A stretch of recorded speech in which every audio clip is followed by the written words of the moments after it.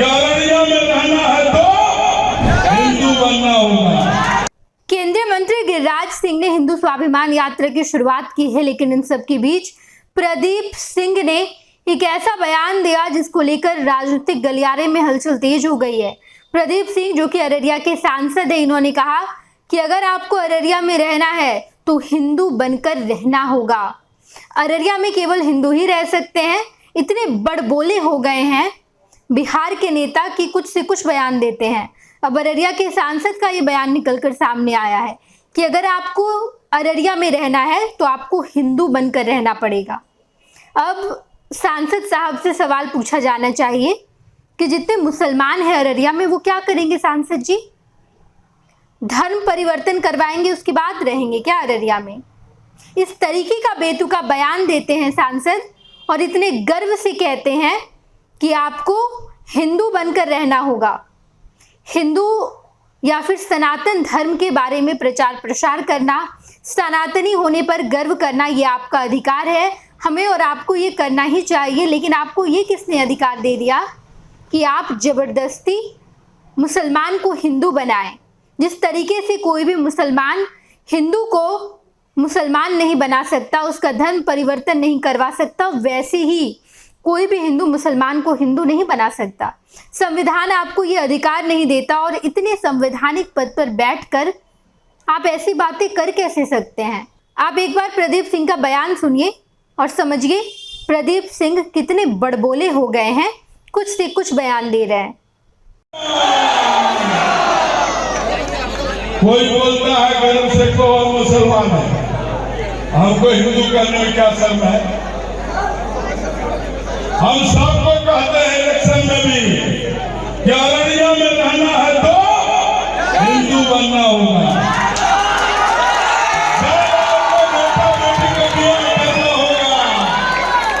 जब बेटा बेटी का ब्याह करना होगा तब जात खोज लीजिएगा, परिवार खोज लीजिएगा, नस्ल खोज लीजिएगा, हड्डी खोज लीजिएगा, खानदान खोज लीजिएगा। जब बेटा बेटी का संबंध करना है, आज कौन करेगा देश की रक्षा?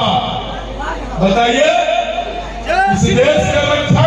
आपने देखा कि साफ तौर पर प्रदीप सिंह ने कहा कि मुसलमान गर्व से कहते हैं कि वो मुस्लिम है, तो हिंदू भी गर्व से कहते हैं कि हिंदू है। हर हिंदू ये गर्व से कहता है कि वो हिंदू है, सनातनी है। लेकिन सनातनी होने का ये मतलब नहीं कि हम मुसलमान से भेदभाव करें, मुसलमान को नीचा दिखाएं और ये कहें कि अगर आपको बिहार में रहना है, अगर आपको अररिया में रहना है तो आपको हिंदू बनकर रहना पड़ेगा। हमें सनातनी होने पर गर्व है, लेकिन इसका ये कतई मतलब नहीं कि हम मुसलमान को नीचा दिखाएंगे।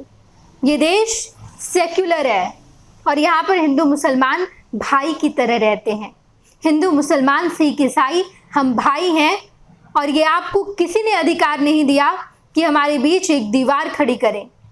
पूरे बिहार भर में गिरिराज सिंह हिंदू स्वाभिमान यात्रा निकाले हुए हैं, हिंदुओं को जागरूक कर रहे हैं, हिंदुओं को इकट्ठा कर रहे हैं और कह रहे हैं कि अगर बटोगे तो कटोगे।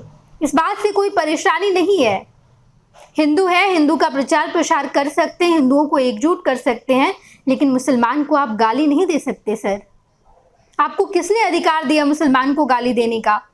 इस देश में हिंदू मुसलमान एक साथ रहते हैं, अमन से रहते हैं, शांति से रहते हैं। और जब किसी मुसलमान के घर पर ईद होती है तो हिंदू भी जाता है।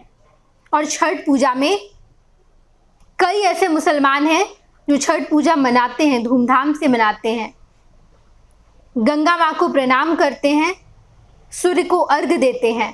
हिंदू मुसलमान के बीच भेदभाव करके, विवाद उत्पन्न करके आप अपनी राजनीतिक रोटियां नहीं सेक सकते। प्रदीप सिंह जो कि अररिया के सांसद हैं, इतने बड़बोले हो गए, इतना बेतुका बयान देते हैं। पता नहीं कहाँ से इतनी हिम्मत आती है कि अपने ही संसदीय क्षेत्र में इस तरीके का फरमान जारी करते हैं कि आपको हिंदू बन के रहना होगा अररिया में। इस तरीके का बेतुका बयान देते हैं और उसके बाद गर्व महसूस करते हैं। सवाल इस सांसद से पूछना चाहिए, पता नहीं इतनी हिम्मत कहाँ से आती है और इस तरीके का बेतुका बयान देने लगते हैं। हिंदू स्वाभिमान यात्रा भागलपुर, कटिहार, पूर्णिया, इन तमाम जगहों पर गई, हिंदुओं को एकजुट किया इसने। लेकिन अररिया में जाकर जिस तरीके का वहां के सांसद प्रदीप सिंह का बयान आया है, ये कतई बर्दाश्त नहीं है। बीजेपी के नेता ने इतना घिनौना बयान दिया है, हिंदू मुसलमान के बीच भेदभाव उत्पन्न किया है। और आपको क्या लगता है कि आपको वोट मिल जाएगा ये सब करके? कभी वोट नहीं मिलेगा। विवाद उत्पन्न करके आप अपनी राजनीतिक रोटियां नहीं सेक सकते। आपको कभी भी अररिया की जनता स्वीकार नहीं करेगी। इस तरीके का बयान बेहद शर्मनाक बयान है। लगातार राजनीतिक गलियारे में हिंदू मुसलमान को लेकर विवाद खड़ा करने की कोशिश की जाती है। लगातार नेताओं के द्वारा कुछ न कुछ बयान दे दिया जाता है और जब इलेक्शन आता है तो ये लोग मुसलमान के घर भी जाते हैं और हिंदू के घर भी जाते हैं। लेकिन हमें और आपको दूर करने के लिए, ताकि ये भेदभाव उत्पन्न करके, विवाद उत्पन्न करके अपनी राजनीति भविष्य चमका पाए, लेकिन ये कतई नहीं होगा इस बिहार में। लगातार इसको लेकर राजनीतिक गलियारे में खूब चर्चा भी होती है। मुख्यमंत्री नीतीश कुमार ने अपना स्टैंड भी क्लियर किया है कि हम सबके लिए बराबर काम करते हैं। मेरे लिए हिंदू भी उतना ही प्रिय है जितना मुसलमान है, पिछड़ा है, अति पिछड़ा है, दलित है, सबके लिए नीतीश कुमार की सरकार बराबर का काम करती है। लेकिन ये सांसद साहब नहीं समझेंगे, बड़ा सवाल है। और इसी सांसद के बयान के साथ हम आपको छोड़े जाते हैं।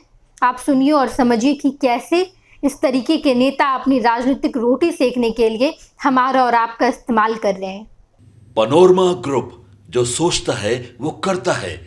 आपके अपने सपनों का आशियाना। पूर्णिया वापस जाएंगे। जॉब छोड़ दिया है? मतलब ये घर कैसे चलेगा? हम करेंगे क्या? और माँ बाबूजी क्या बोलेंगे? इसलिए मैं एक और मिठाई का डब्बा लाया। अपने बिजनेस के लिए लोन अप्रूव हो गया। अरे लोन अप्रूव हो गया वो तो ठीक है, लेकिन पूर्णिया में हम रहेंगे कहाँ? अपना घर भी तो नहीं है वहाँ। इसलिए तो एक और मिठाई का डब्बा अलग से लाया हूँ।